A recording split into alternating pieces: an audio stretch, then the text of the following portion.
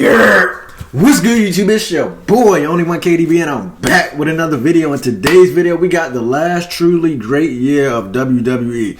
2008 was probably the best year of WWE, I'm not gonna lie. You had Jeff Hardy, I think you had The Undertaker and Edge, you had their back and forth going on. It was just a lot of greatness going on. I'm not gonna lie, I get nostalgia even thinking about 2008. These kids, these Gen Z generational kids, they wouldn't know nothing about this. All they know is Netflix and Raw. Raw wasn't on Netflix back in the day. This was back when it was on, I think, USA Network or something like that. You had to turn to Channel 9 to watch Raw, man.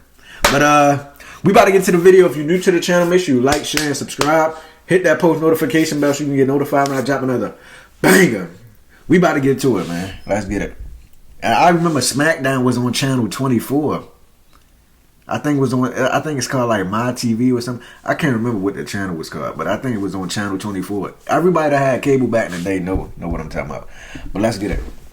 When Jeff Hardy finally captured his childhood dream, when John Cena defied medical science and made his epic Royal Rumble return, when The Undertaker chokeslammed Edge to hell, when Randy Orton started kicking people in the head, when Chris Jericho put on a suit and transformed into the best villain WWE had seen in years, when Ric Flair said goodbye, when CM Punk won Money in the Bank, when the two biggest stars of the Ruthless Aggression era collided in a dream match. And these are just some of the things that happened in the wild year of 2000. I ain't gonna lie, Edge and Undertaker, I might be a little biased, but that was the best feud / rivalry I ever seen in my life.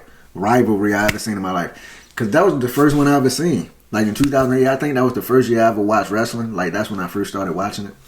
That was the first back and forth I ever seen in WWE history. So I'm a little biased in saying that was the best one, but I believe it was the best one.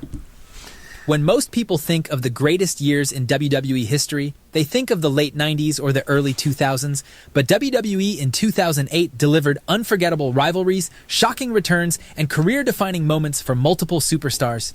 New champions were crowned, legends retired, and some of wrestling's greatest feuds unfolded on screens every week. So what made WWE in 2008 so special, yet so underrated? What were the matches, the moments, and the storylines that shaped WWE's future? Let's rewind the clock and relive one of the spiciest years in WWE history. Yes, sir. Chapter 1. Our story begins at the Royal Rumble. The Undertaker and Shawn Michaels, the final two from the previous year's Rumble, kick off the road to WrestleMania as the first two entrants this year. What follows is a blend of returns, nostalgic moments, and amazing performances from guys like CM Punk, Triple H, and Taker. However, the real show stealer of the night comes at number 30. In October 2007, John Cena suffered a torn pectoral muscle during a match on Raw. The injury was devastating, and initial estimates put his recovery time at 7 months minimum, potentially keeping him out of action until after WrestleMania. But 2008 Cena wasn't a normal human being. This was Super Cena. While most athletes would use an injury like this as an excuse to rest and recover slowly, Cena approached his rehabilitation like a Terminator. Cena was determined to return to the ring as quickly as humanly possible. And when Cena's music hit at number 30, MSG erupted. John Cena stepped through the curtain with a sly smirk on his face. The final moments came down to Cena and the game. For nearly 5 minutes, the two went back and forth before Cena eliminated Triple H and won the Royal Rumble. Crazy. In another shocking development, Cena would announce that he wasn't going to wait till Mania and instead challenged Orton for the WWE title at No Way Out. Orton would intentionally get himself disqualified and retain the title, leading to a triple threat at Mania between Orton, Cena, and Triple H, where the Viper managed to once again walk out with the gold. But while Orton was dominating Raw, a dark and personal story was brewing on SmackDown. Yes, sir. In the summer of 2007, Edge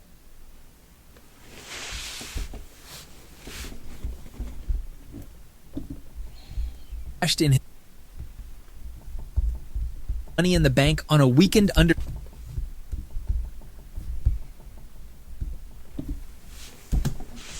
In the summer of 2007, Edge cashed in his Money in the Bank on a weakened Undertaker and became the World Heavyweight Champion. After the Dead Man made his return, the Rated R superstar spent months dodging Taker's wrath. But the Phenom earned his shot by winning the SmackDown Elimination Chamber and punching his ticket to WrestleMania. At WrestleMania 24, The Undertaker defeated Edge to capture the World Heavyweight Championship and extend his undefeated streak to 16 wins. But this wasn't the end of their story. It was only the beginning. Edge had an advantage that most challengers didn't possess. His storyline girlfriend Vicky Guerrero served as SmackDown's general manager, and she was willing to abuse her power in every conceivable way to help her man succeed. In an act of blatant... I ain't gonna lie, bro. As much as I can't stand Vince McMahon, like today, he did his thing with this storyline. I'm not gonna lie. This storyline was elite. Like, you don't get no more elite than this. This was peak entertainment, man. Willing to abuse her power in every conceivable way to help her man succeed. In an act of blatant corruption, Vicky banned Taker's Hell's Gate, calling it too dangerous and stripping The Undertaker of the World Heavyweight Championship. At Judgment Day, The Undertaker and Edge battled once more for the vacant championship. Undertaker won the match by countout, but Vicky quickly reminded everyone that titles cannot change hands on a countout. The gold remained vacant, The Undertaker remained frustrated, and Edge continued to smile, knowing the game was rigged in his favor. That brought us to One Night Stand, where WWE decided to settle things once and for all. The match would be a TLC bout, Edge's specialty, a match type synonymous with his name from his legendary encounters with the Hardy Boys and Dudley Boys. For The Undertaker, it was uncharted territory.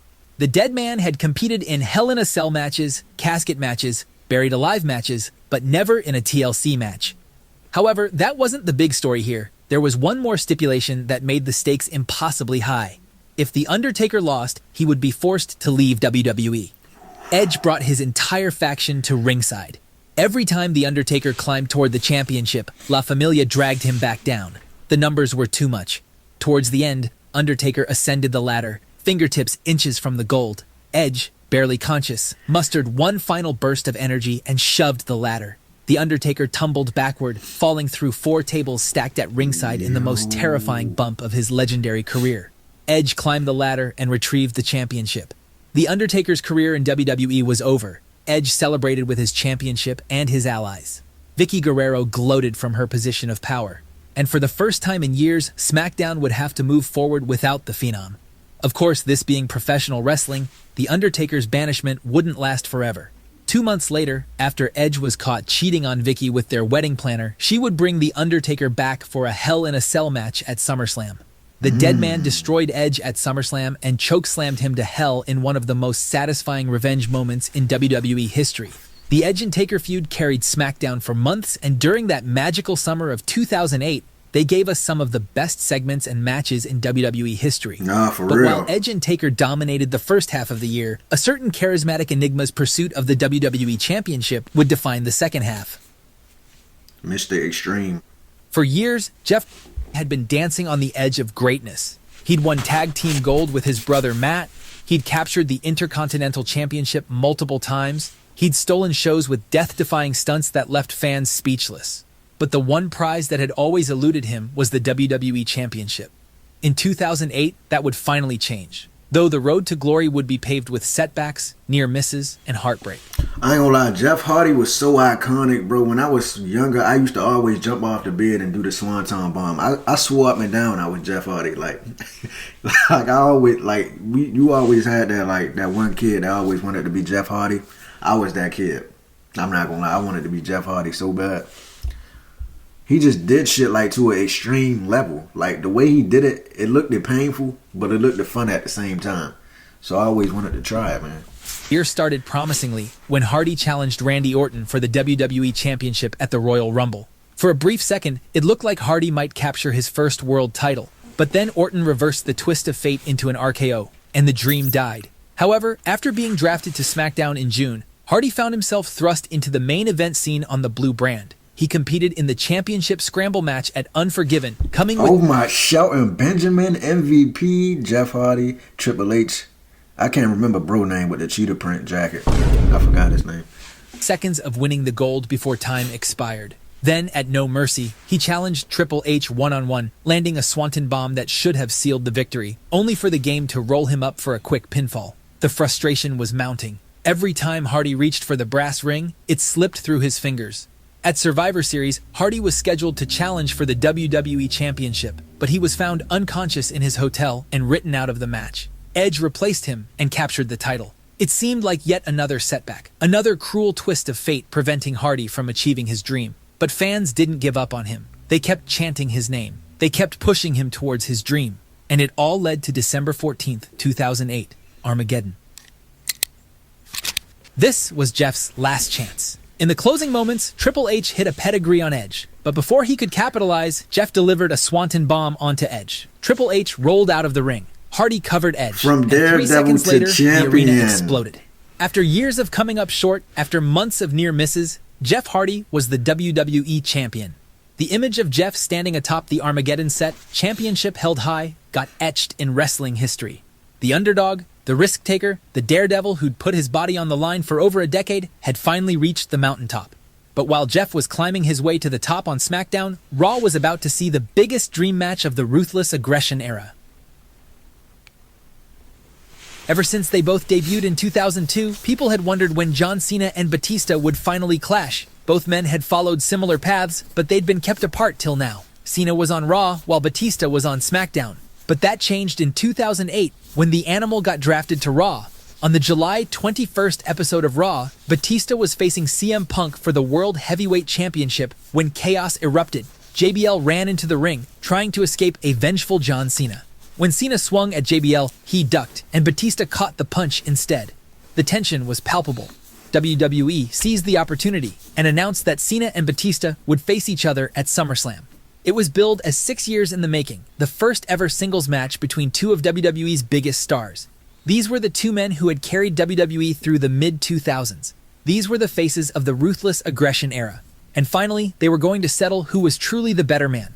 At SummerSlam on August 17th in Indianapolis, the two delivered a physical war. Cena hit the AA, Batista hit the Batista bomb. Both men refused to stay down. Batista caught a high-flying Cena in midair and hit a modified Batista bomb, but Cena kicked out once again. Finally, Batista went into overdrive, hoisting Cena up for another devastating powerbomb, and this time got the 3 count. The Animal had proven himself 3 seconds better than John Cena on this historic night. But there was a price to pay for this blockbuster encounter. During the match, Cena suffered a legit neck injury that would sideline him for 3 months. Damn. But while Cena and Batista were settling their score, another rivalry was reaching its peak, one that would be remembered as the greatest feud WWE had produced in years. Chris Jericho and Shawn. Chris Jericho versus Shawn Michaels. Hero versus idol. Truth versus perception. And by the summer of 2008, it had transformed into something far darker and more personal than anyone could have anticipated. The seeds were planted months earlier when Jericho served as special guest referee for the Batista versus Shawn Michaels match at Backlash.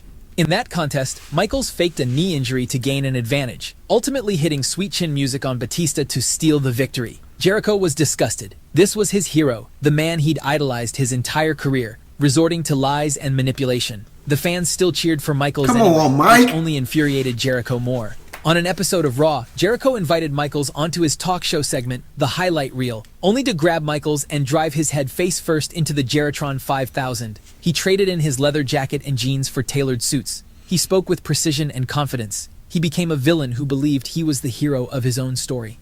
At the Great American Bash in July, the two met in what became one of the bloodiest matches of the year. Jericho systematically targeted Michaels' injured eye, beating him so severely that the match had to be stopped by referee decision. Michaels disappeared from television for a month. Then, at SummerSlam, he returned with his wife Rebecca to announce his retirement. The eye injury was too severe, he explained. His career was over. But Jericho interrupted the emotional moment, demanding that Michaels admit it was all Jericho's doing. Words were exchanged, tempers flared, and when Jericho swung at Michaels, HBK ducked, and Rebecca took the punch. Jericho had crossed a line that shouldn't be crossed. Michaels' retirement was forgotten. He was coming back for revenge. At Unforgiven, they met in an unsanctioned match. For 25 minutes, they destroyed each other in what became one of the most violent encounters of the modern era. Michaels battered Jericho so badly that referees were forced to stop the match. The Heartbreak Kid had his revenge. But Jericho's night wasn't over. Later that evening, after CM Punk was attacked and unable to compete in the World Heavyweight Championship Scramble match, Jericho took his place, and despite being beaten within an inch of his life earlier, he won the championship. In a single night, Chris Jericho had gone from the lowest point of his career to the highest. The feud culminated at No Mercy in October with a ladder match for the World Heavyweight Championship. Jericho retrieved the championship, proving once and for all what he'd been saying all along. He wasn't Shawn Michaels. He was better. The Wrestling Observer would later name their ladder match as Match of the Year. Jericho won Wrestler of the Year, and the feud itself was recognized as Feud of the Year. Both Michaels and Jericho have since called it some of the best work of their careers. But while these major storylines dominated the headlines, 2008 was also defined by several other memorable moments that shaped WWE's landscape. Like CM Punk winning the Money in the Bank briefcase. Oh yeah, I forgot Floyd Mayweather was at WrestleMania 24. Cashing in on Edge to become World Heavyweight Champion, only for Randy Orton to punt him in the head and make him vacate the title. The year also saw the emotional WrestleMania match between HBK and Ric Flair when Shawn Michaels kicked the Nature Boy into retirement. Santino was comedic gold, William Regal won King of the Ring, and Big Show got punched by Floyd Mayweather. When the calendar flipped to 2009, WWE had fundamentally changed. The transition to the PG era was complete, but 2008 proved that WWE could still tell compelling stories, create new stars, and deliver unforgettable moments even with the PG era restrictions. From John Cena defying medical science to The Undertaker vs. Edge, to Jeff Hardy finally capturing his childhood dream, to Chris Jericho versus Shawn Michaels, 2008 was a year that was emotional as well as unpredictable. Looking back now, it stands as one of the most underrated years in WWE history, a transitional period that successfully bridged the gap between the ruthless aggression and the PG era, building wrestling's future while honoring its past. And speaking of wrestling history, check out... I ain't gonna lie, 2008 was a great year for the WWE, man. That was one of the best years. And ironically enough, that was the first year I started watching wrestling, man. The good old days. But anyway, that's going to do it for the video. If y'all enjoyed that reaction video, make sure y'all smash that like button for your boy. And I'm out of here, man. 08 was the best year. And I ain't going to lie, Undertaker and Edge should have won Feud of the Year. Chris Jericho and Shawn Michaels, they was nice now. That storyline was a great storyline. But I just feel like Undertaker and Edge, man, that was the one right there. I'm not going to lie. But I'm out of here, man.